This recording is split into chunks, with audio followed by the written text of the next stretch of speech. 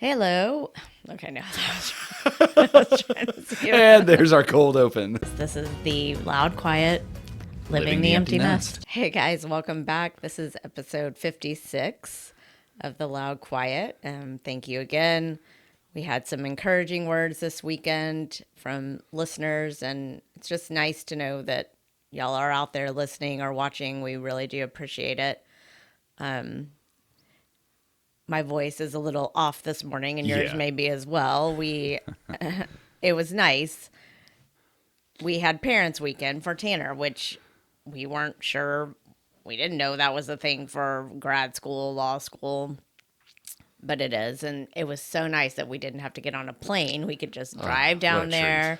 We did a whole day of festivities that we may talk about later.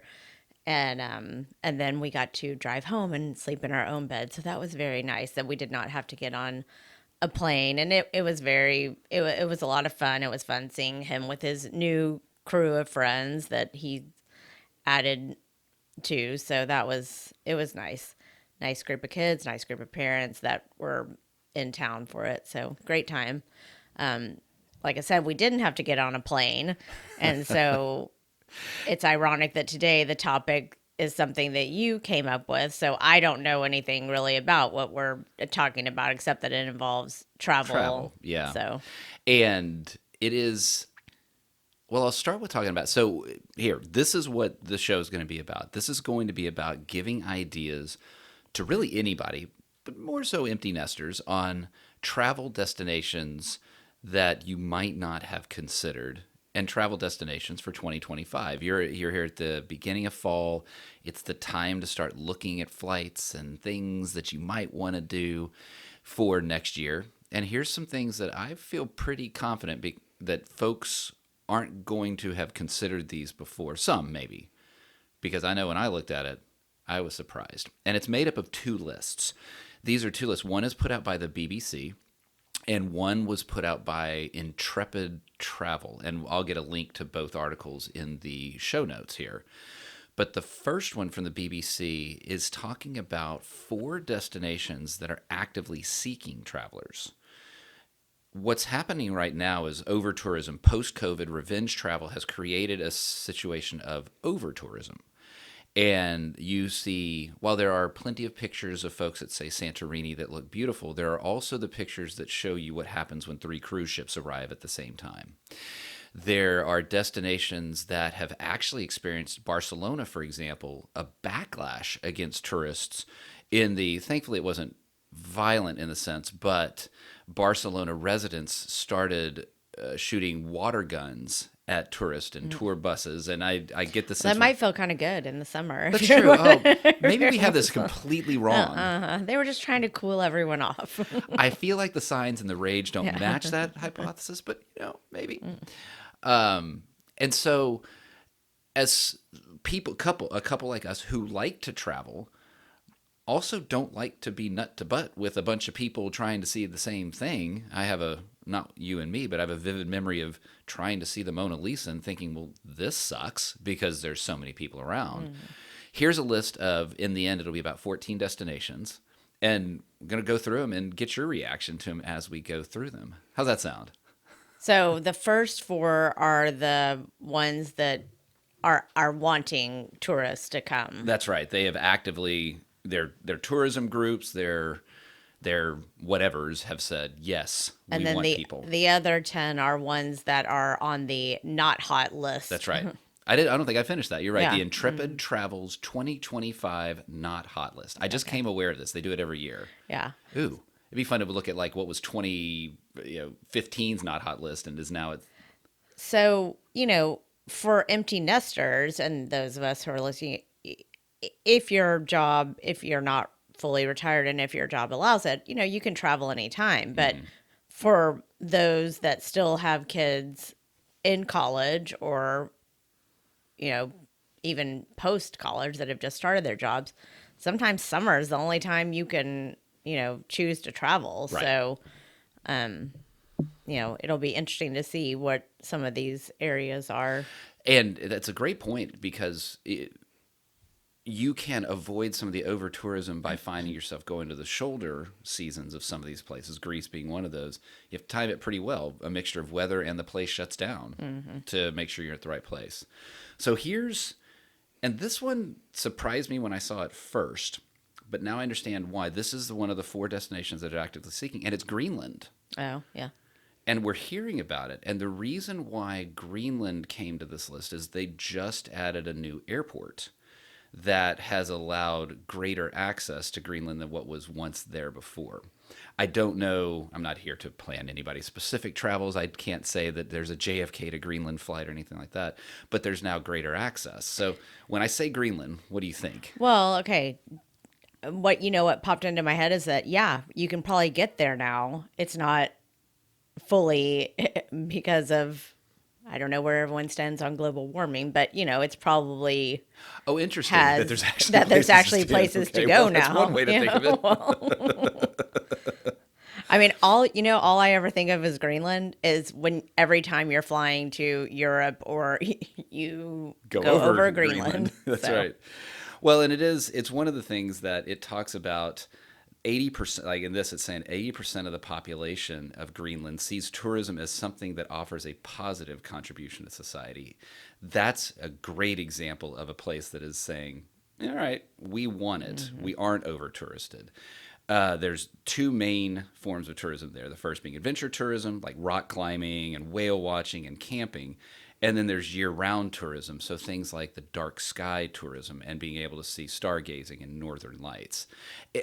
Without perhaps some of the legends and the Ring of Fire type vibe, I wonder if Greenland's sort of the next Iceland.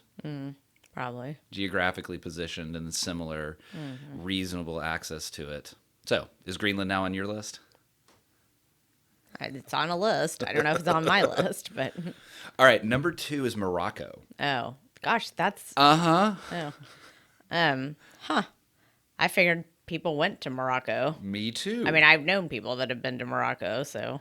It's keen to welcome more international visitors because it is building a ton of new infrastructure and hotels ahead of the 2030 World Cup. Oh, okay. So they are actively seeking folks, and they're putting more infrastructure. So this isn't a case of it's a not hot list. It's just they're saying, all right, we got a bunch of places for y'all to stay. Come. Mm-hmm. Although in the list of 14, there's going to be a little offshoot of Morocco. Okay. Now, here's one that's sort of an aside to this. Would you visit Afghanistan? It's not on the 4, but apparently the Taliban has started running training sessions for hospitality and tourism professionals. That one I'm not sure about. Yeah, it did not make the list. That one has a little, yeah. Well, and to be very precise, the UK Foreign Office and the U.S. State Department advise against travel to Afghanistan. Mm-hmm. So they're saying, it's a place that others may choose to go, and who knows, it may show up on a list, but Morocco is where you might want to be going. Serbia. What do you think when I say Serbia? The Serbs in history. Well, I think about war. That's all I think about war. I think about what was the night. I forget which years, but kind of the 90s, that sort of thing. Dubrovnik, is that the capital city? It's a main city in Croatia, is experiencing all sorts of. Now, Croatia, yes. I know tons of people that went to Croatia this past summer and the summer before, so. Any reaction to that one?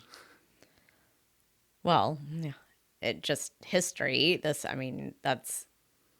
I would not think of going there. Yes. I didn't realize that it's as undiscovered as it is. It had so much, to me, there's so much war in mind when I think of Serbia, that there's more people from these travel agencies that say folks are going to Albania and Bosnia over Serbia. So it's another one of those that... See, Bosnia is another one that all you associate with is war. Mm-hmm. Serbia has mountains that draw skiers in winter, hikers in summer, ecotourism, a ton of foothills and wellness resorts. And it's a place that, again, the population is saying, hey, please come. We want tourists. See, this is where I need a map because East Europe. I'm very geographically challenged. So, Well, I did like this. There's a phrase, there's some great sites, and I'm going to slaughter this, but Petrovaraden, the Petro Fortress, nicknamed the Gibraltar of the Danube. oh, huh, okay. So that could be kind of cool. All right, last one. Georgia. The country. Yes, I know. Again, though, pause. these are all countries that the only time growing up we ever heard about them was involving, civil wars. That's right. So, This is one where tourism is relatively new in Georgia. and isn't Georgia tiny? Like, are these all is Georgia real small? Well, I guess it's all relative. Yeah. It's bigger than Luxembourg and smaller than Texas. So, but it's that. There's just so much beauty in Eastern Europe. I think when I think about these kind of things, there's a lot of it that's how willing are you, Clancy, well, actually you specifically, but how willing are the general you to forego perhaps some typical tourist comforts to be able to be somewhere that others aren't? But I bet in a lot of these countries that you've mentioned, they've probably done uber luxury because now that this list has come out, there are certain echelons of people that will be, we want to be amongst the first ones to get there. And so these countries know those are usually people that have the means to travel. So they're going to appeal. And I bet there's some pretty nice luxury properties in these places. That. Yeah, I don't have any details in this.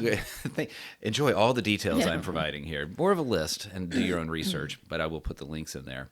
So those are the 4 that are begging for tourists, that are wanting tourists. I think out of those 4, Greenland would probably be the first one that I would go to on that list. Yeah. I mean, Morocco. Was Morocco? Yeah, Morocco one of the 4? was there. Morocco seems... That feels like it's kind of a cheater to add that one. Those feel safe. Excuse me. Maybe easier. I don't know. I don't know what the word I'm looking for, but... Accessible is what comes to mind. That it is, that instead of putting on a backpack and planning to be somewhat rustic in how you approach the travel, and I don't mean literally camping, but... Oh, well, I'm out for all that, so you know that. But I'm not really going to be high to go to Afghanistan. That's not going to be top of my list. No. So let's talk about the not hot list. And I will try to go a little quicker through these. I will do a bad job of pronouncing them. Okay.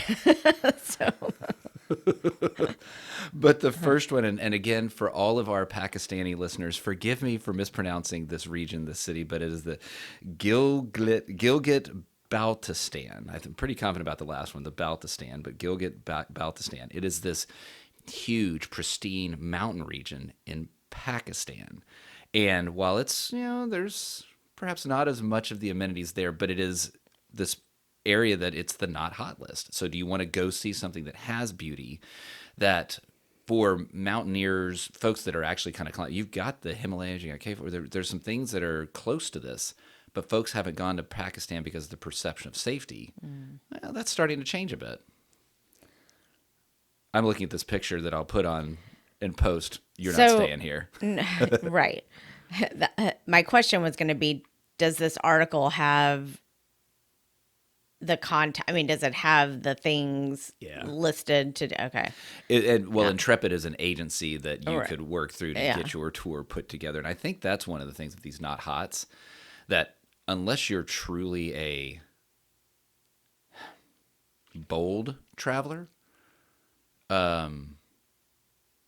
these are probably ones you're going to want to hook up with a company to tap into. Yeah, I'm not a bold traveler. And even if I have a company planning it for me, there's certain things that I'm not interested in doing. Yeah. And that one is about mountaineering. That was the first one. The next one, it's actually Greenland again. Yeah. But here's kind of the nuance. It's almost like if you see a list of Greece like Mykonos, Santorini, Athens, but there's other islands. This is the equivalent of that if you go to the other islands in Greece, you can get a similar experience with fewer people. This Disko Island in Greenland, the cruise ships don't necessarily go there. A lot of what Greenland travel is cruise ships that kind of just go around and look at the beauty as opposed to being on this island. And this is both a beauty immersion, it's a whale watching immersion, it's a nature immersion, and there's community there. So the picture here is one that, it's a soccer field. So a community that is you're getting to be a part of. Yeah. And a lot of travel for many is the cultural immersion. All right. Well, Greenland we did talk about earlier. Now, this one I feel pretty confident that is going to be on a yes list. It's Cape York in Australia. And the idea behind this is it's still Australia. It's everything you think about Australia, but folks aren't there. Yeah, we actually were talking about Australia yesterday with one of Tanner's new friends because she had spent some time there. And she said it was great. The people were great. And she said,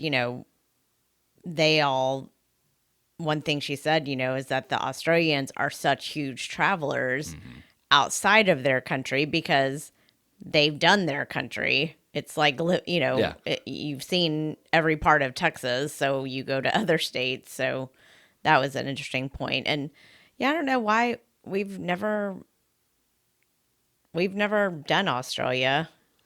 A distance. Yeah. I think it's just not one that you think of because it's so stinking far away. Yeah. I mean, when Hong Kong feels close compared to Australia, then you realize how far away Australia really is. Yeah. All right, next one. The Adirondacks as the not hot list. Huh.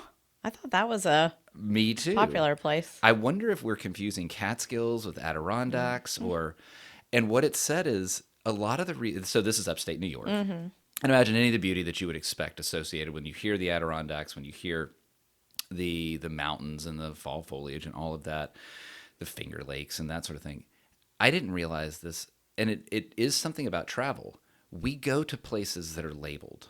We go to national parks because they are organized into a national park. We go to Yellowstone. We go to Grand Canyon.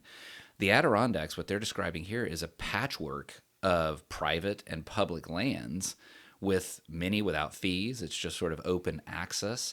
It's kind of a rambling sort of approach to it, where it's not that you go up to a visitor center and here is the Adirondack National Park. Interesting, because, you've always heard, I've never been, but I've always heard about it. People reference it in shows and movies, and yeah. So they're adding, let's see if I can see it quickly. There's a new rail that they're adding, and so that's part of why it may be the not hot list, but there may start to be more of an attraction there. Its phrasing in here is America's forgotten great wilderness charges into its own with the addition of the new rail trail. So I wonder when the best time of year would be to go there. Yeah, I don't know, because I would assume it doesn't get too hot, and yet you do get kind of hot and humid there. But you wouldn't want to be there in the dead of winter either. I imagine trying to time for fall foliage would certainly be spectacular. All right. Sainshand, Mongolia. Oh. With far fewer crowds and new rail adventures, enhancing accessibility, now is the time to go full steam ahead towards Sainshand. What do you think of when you hear Mongolia? Again, I just go back to, world history in high school. Yeah. So all I think of is, yes, the Mongols and the the guy with the long mustache, Right. So, and that's interesting because we've done so much Asia and Mongolia, just, you would never. It's such a big, if you look at the map, it's a big country when you see that. And I visualize kind of the big open lands and the history and the ruins, and I feel like yurts and yaks and all that come to mind. I could see Mongolia being on a list. Yeah, I'd like to test that one out.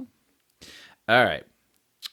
This one really surprised me. So now we're back, Adirondacks, of course, in the U.S. Now we're back in the Western Hemisphere in South America. When you look at South America, there's these countries that sit sort of on top. You've got Colombia, you've got some others there. Well, Guyana is a country that's right there up top, and I've always looked at it thinking, oh, it'd be kind of fun to just go there to check the box, and everything I'd seen, it's just not ready for it. Well, Rupununi, Savanna, I really should have practiced these before, is a part of South America's least visited country. So imagine that in the entire continent, this is the least visited country, and now it's ready to bring visitors in. So is it a savanna? I mean, is it, or Well, is it just called like, because is it more, does it gear towards when you say, what is it? Guyana? Guyana. I mean, is that, We're really so good that's at this. South America. See, okay, so is it more like when you say savanna, I think of Africa with the savannas and that kind of thing. So I imagine there's elements of it very much like Africa. The one picture that I'm seeing here, again, having done no research on this, is just this article, is imagine almost a tiny portion of Victoria Falls or Iguazu Falls. So you've got the big trees and then the rock-faced waterfall with the huge waterfall coming down. And of course, a travel guide is going to pick the prettiest pictures that are out there. But that idea of going to the least visited country and being someone, there's a part of this that I would just want to be a person that says, yeah, I went to Guyana or Guyana or however it's said. Want to add that to our list this year? See, here's the problem with this list is that there's still so many other places that are more known that I want to go to. I'm not the most, I am adventurous when it comes to food and those kind of things. I'm not super adventurous. I don't want to climb a mountain. I don't like being uncomfortable. So if there's a mosquito net involved, you're not as interested. Yeah. Just standing in a pair of boots yesterday for 8 hours. This morning I woke up, I was like, what happened? My body hurts so bad. Well, then I'm thinking maybe these aren't for empty nesters. Maybe these are more for like maybe these are for your kids. That's right. For the kids that left, if you want them to really go away, here's a not hot list for them. I mean, Australia I would do. And some of the other ones I would do, but you know, I just if it involves camping, mountains, unless it's nice camping. Well, I don't know how you're going to feel about the next one. We're going back to Morocco with number 7 on the not hot list. What a name, the Anti-Atlas Mountains. So it built in is the not hotness of it's an anti, but the lesser known mountain range is stepping out from the shadow of Morocco's most famous peaks, revealing its own allure for adventurers. I like the idea of being able to go to a country that is so well known, but you see the things that aren't well known, that you get away from it, just like the Australia one that we were talking about. But see, if I'm going to Australia for the first time, I want to hit Sydney. I want to hit, so now Morocco does pique my interest, and you could probably do that together with. And I think that's what this is starting to. This region is, as it said, stepping out of the shadow of its more famous areas and being able to attract tourists. And like with any growing people have to have a place to go. Yeah. And so when there's that demand, oftentimes business will fill that demand. So the Anti-Atlas Mountains of Morocco is number 7. The next one's interesting to me because I just had a guest on my other podcast, CX Passport, from this country. And it's the first time I had somebody from this country, Ghana. Oh. And I know that your brother has spent some time there, I believe. If not, he's been around there. I think so. So Accra, Ghana, and it is viewed as one of the safer regions in West Africa, at least according to this article. And I found this interesting. The next Girls Trip, the movie Girls Trip, the sequel is going to be filmed. Oh, no, actually set in Ghana. Oh, huh. Interesting. And it talked about a burgeoning art scene and cultural scene, and it will be interesting to see if we listen to this 2 years from now and people are like, oh, yeah, of course I went to Ghana. Yeah, so that's interesting because you and I are watching a show right now that is set in Key West. And so we were saying, oh, we should go to Key West. And they were like, is this show going to make it oh, everyone wants to go there? Just, Yeah. Like any of Why Lord of the maybe. Rings suddenly helped explode New Zealand tourism. Yeah. People were going to New Zealand. People were going to Key West. But when it's put in front of you and you see the beauty or the interest of the community, off you go. I would like to do Africa at some point. Right. We haven't done that one either, so. I have technically checked the African box by having gone to Egypt on a work trip, but to see the rest of the continent and to see that as a couple would be great. Maldonado, Uruguay, or Uruguay. I'm not sure exactly how folks like to pronounce it. I know how growing up is Uruguay. Because it has historically been overshadowed by Argentina and Chile when it comes to winemaking, Uruguay is coming into its own from winemaking. So knowing how good the beef is there and if the wine is good, this may need to get on the list a little sooner than later. Yeah. And there's, then there's other South American countries that we haven't, been to, that we haven't done a lot in that region. No. We tend to do Europe and Asia. Which is interesting because you think about how South America should be more on a target. One, there's such great things to see. Argentina, Chile, Uruguay, Brazil. No jet lag. Yeah, I know. It's just, yeah. And yes, the flight from DFW to Sao Paulo is further than the flight from DFW to London. It's not short, but wouldn't it be great not to have jet lag and still have an exotic destination? Yeah. All right, last one on the list. And I don't know about this one. Okay. Well, I don't know that they have a whole reason for including things, but Oslo, Norway. Oh, that it's. Why are you saying that? Because I wouldn't think it was on a not hot list. Yeah, because. And the point that is made in here is that the sexier destinations of Stockholm. Yeah, everyone goes to Sweden instead of other places at Helsinki or other things that catch people's eye that somehow Oslo, Norway has not caught. This one. Well, because here's the thing. You read this article. You're probably one of the few, maybe none of our other listeners have read this article. So when you think of, let's go to that area, Sweden, we're going to go to Sweden. Yeah. I know Norway is there, but I don't know anyone who's been to Norway unless it was on business or doing it. And that was one thing that was pointed out here is most folks get right through Oslo and go to the fjords, the Norway fjords and all of that.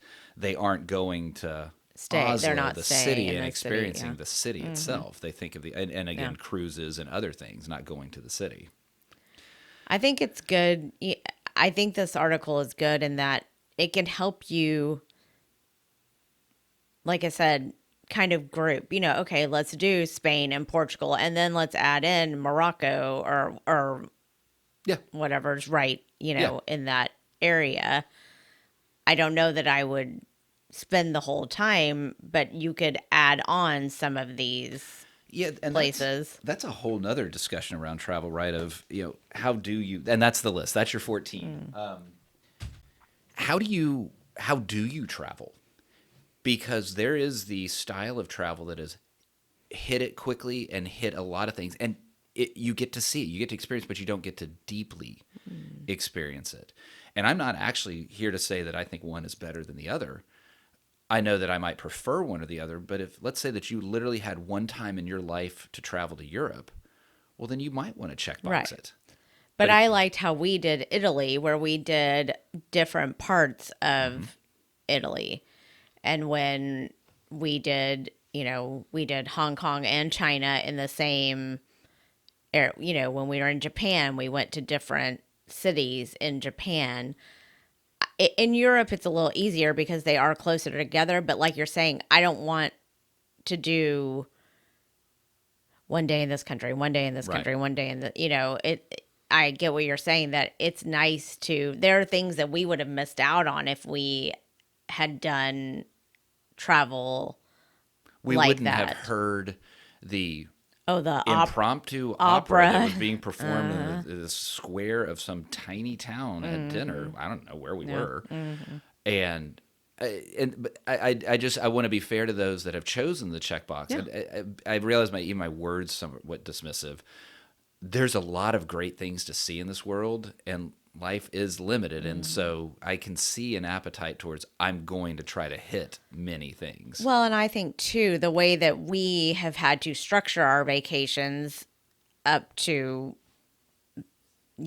having both in college now was they were still involved at one time or another in activities that took place in the summer. Right. So you had to take 10 to 12 days to do. And so with that, that's hard to flit around to different countries, but yeah, it absolutely. And I mean, I know I have this fantasy that I've expressed of let's just get a villa in country X and live there for 3 months. And then, you take a little trip here, take a little trip there, that sort of stuff, and really slow travel it.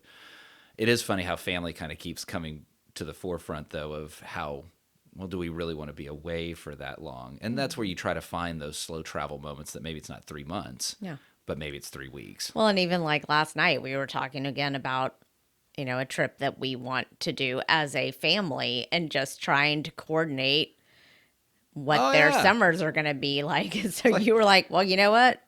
We'll go and then we'll do something else with y'all because we're getting to that point where, we love our kids. Neither one of them are married yet. Thank goodness. But, so we still like to travel as a family of 4. So but it is getting a little more difficult when they don't have one of them doesn't have the traditional summer college break like the other one will. So yeah, absolutely. And it was, to use the word conflict is way overstating it, but I could feel myself getting a little annoyed. Like, well, wait, all right, screw it. I can't continue to bend to your schedule. And that's all right. We moved on. Yeah. No, and it's fine. And, we will figure it out. And we'll take everybody to Guyana. In August. I don't know how that would be. Although I don't know what it's like there. I'm sure it's not comfortable. I don't know. Maybe Greenland for the summer. There we go. Yes. We're trying another G, so we'll try to get there, which is certainly not on the not hot. Boy, that's a lot of negatives. Basically, Germany is certainly on everybody's hot list. Oh, yeah. The other G. Yes. So. Man. Well, so out of those 14, I think you said Greenland would be the one you'd pick. Or Morocco. I would do Morocco. Because I do want to do Spain and Portugal, but we'll probably choose to do that when she is studying abroad, if she still decides to do that in Barcelona, which who knows, by then they may. Although I would imagine they like the university, and because I would imagine the university, they probably get some sort of funding from I would imagine the universities, so. But yeah, no, Morocco, I would do Morocco, and Australia, I would do. Yeah. I just probably won't get in the water because there's too many sharks, but there are. I'm just going to sit here and sigh. See, I want to, of course, those, but I really want to, I want to go to some of these exotics before my body won't let me go to some of these exotics. And I'm not here to say that Guyana versus Mongolia versus Pakistan, I know that there's going to come a time that a country won't have the accessibility that I might need as I get older. And so the temptation is to do that. And I mean, we're not doing any, this is all fantasy right now, but that's why some of the exotics really catch my mind. Maybe you should plan a guy's trip for those if it involves hiking up the mountain to your sleeping spot.